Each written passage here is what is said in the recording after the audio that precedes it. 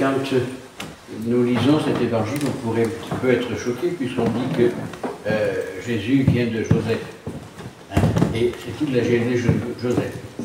Mais ça n'a rien à voir. Joseph était le père d'adoptif ou putanier de Jésus. Ce n'est pas le Père céleste, ce n'est pas son vrai père. Le vrai père de Joseph, c'est Dieu, à la personne du Saint-Esprit. Mais à travers ça, les évangélistes ont voulu faire voir la lignée prévue par Dieu, c'est-à-dire que depuis toute l'éternité, Dieu avait prévu que son fils viendrait à travers la race de David. C'est comme ça qu'on nous parle de cette généalogie. Et ce qu'il faut surtout retenir, c'est que Jésus est de race royale. Hein, parce qu'il est Dieu, bien sûr, mais surtout il est de race royale, descendant de toutes les promesses faites au peuple d'Israël. Il est venu non les abolir, mais les accomplir, ces promesses. Ces promesses, c'était simplement qu'un fils allait venir pour nous sauver. Seulement le peuple d'Israël ne l'a pas compris. Et ne le comprend pas encore à l'heure actuelle.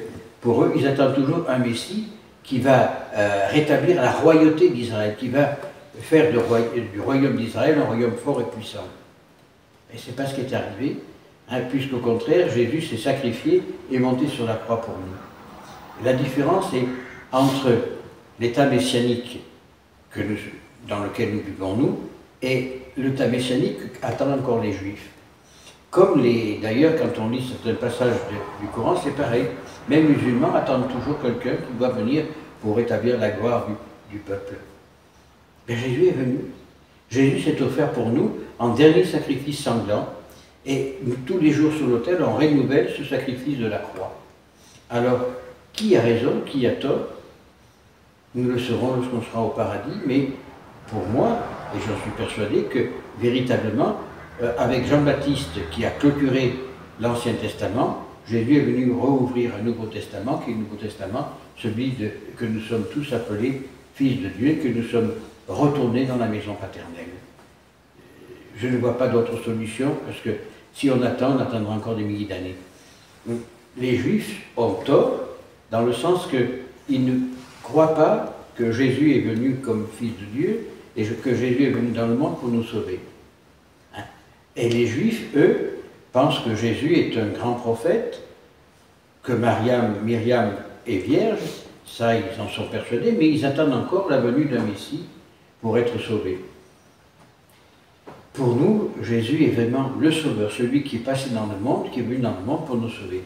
Alors, dans cet évangile, on nous fait voir la généalogie, pour faire voir qu'ils sont vraiment des promesses. Parce que les promesses ont été faites aux grands prophètes, aux petits prophètes, aux patriarches, à David. David qui a établi la royauté d'Israël et surtout avec Salomon. Eh bien, nous essayons simplement de vivre ce qu'ont vécu les apôtres, petitement et saintement, sous l'ombre de Jésus et de Marie.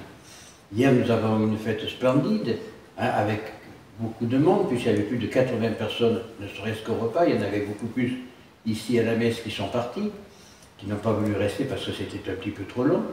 On est quand même resté 3 heures dans la chapelle, hein, à prier, à chanter la gloire de Dieu, avec une manière différente de la nôtre, mais Dieu a été loué, et j'espère que ce que nous avons demandé au Seigneur, et là, dans la corbeille, il y a toutes leurs intentions de prière, qu'on va décortiquer après, hein, mais vraiment, il y avait des races différentes, parce que c'est des Noirs, il y avait des Blancs, il y avait des races différentes, mais nous faisions qu'un seul cœur dans la prière.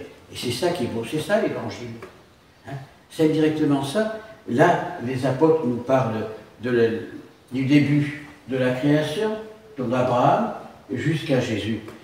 Ils ont voulu voir une unité entre la promesse et la réalisation de la promesse. Eh bien, nous, hier, nous avons eu une réalité de l'union de la prière. Il n'y avait plus ni noir, ni blanc, ni jaune, ni vert, il n'y avait que des gens qui priaient d'un seul cœur. Moi, j'ai été époustouflé quand on a commencé le Kyrie, d'entendre chanter ces gens d'une seule voix. Hein, c'était merveilleux. Et pourtant, en Afrique, il y a longtemps qu'ils n'ont plus, plus de la terre. Et pourtant, nous, Européens qui sommes à la race, disons à la base du christianisme, on n'était pas capable de chanter comme ils ont chanté eux. Hein, que ce soit. Alors, on m'a fait un reproche après, on m'a dit vous êtes trompé, c'est pas le credo, c'est pas la messe neuve, c'est pas la messe des anges qui va chanter, c'est la messe de la Vierge. C'est parce que nous, on ne la maintient pas assez, eux, ils la connaissent par cœur. Mais il y avait une seule voix qui chantait la gloire de Dieu, c'était merveilleux. Hein? Et puis, c'est parce que je suis allé me coucher, autrement il serait encore là aujourd'hui. Il y a quelques années, il y a 10-15 ans, ben, ils arrivaient le vendredi soir, ils partaient le lundi matin. Ils passaient, alors on faisait le feu en haut au domaine, ils priaient, ils faisaient des veillées de prière, la chapelle, c'était une splendeur.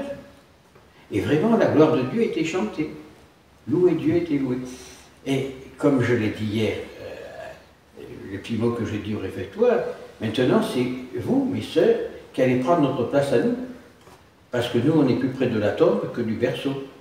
Eh bien, il va falloir continuer cette œuvre merveilleuse d'accueil et de prière. Bon, c'est vrai, ce n'est pas votre vocation. Votre vocation est beaucoup plus contemplative. Mais à l'heure d'aujourd'hui, c'est comme ça qu'on va réveiller les consciences et qu'on réveille la prière, qu'on réveille dans le cœur des hommes le sens de la prière. Être toujours à la spectative des gens. Oui, Seigneur, la porte est ouverte, venez quand vous voulez. Et bien, c'est comme ça que, tout en restant dans notre monastère, on fait de l'apostolat. Et c'est ça qui est merveilleux. Regardez, moi j'ai des messages considérables de tous ces gens que je connais depuis une vingtaine d'années. Merci aux sœurs de l'accueil qu'elles nous ont donné. Et pourtant, on ne s'en est pas occupé. Parce qu'on ne peut pas dire qu'on s'en est occupé. Mais la présence était suffisante. Elles ont été émerveillées qu'on mange ensemble. Elles ne comprenaient pas qu'on puisse faire une seule famille. C'est ça le problème. Pour elles, pour tous ces gens qui étaient là, nous étions une famille. Donc le papa était Jésus-Christ. Et la maman était la Vierge Marie. Pour eux, c'est ça. Et je crois que c'est l'essentiel. C'est le principal des choses. On a démontré qu'on était unis, comme les premiers chrétiens. Regardez comme ils s'aiment. On a partagé le même repas. On a un peu goûté à tous les plats, même si c'est pas très bon parce que ça ne me plaisait pas, mais j'allais manger un petit peu. Pourquoi? Eh bien, on a fait une famille. Et allez, tout ce qu'ils nous ont laissé, sans compter beaucoup d'autres choses. Et ça démontre qu'à travers ça, ils sont rentrés chez eux heureux. Ils avaient trouvé une famille.